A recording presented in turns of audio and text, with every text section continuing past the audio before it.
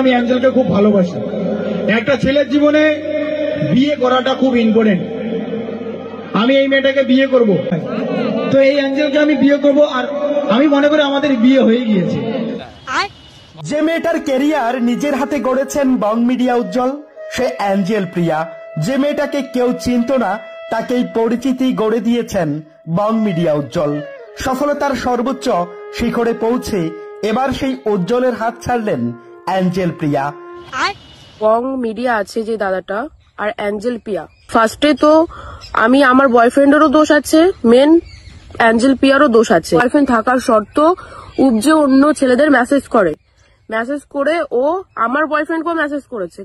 খুব অন্যায় হয়েছে। প্রতিদিন রোজ দিন মানে 24 ঘন্টা ভিডিও কলে অডিও কলে সবসময় কথা বলতে রয়েছে।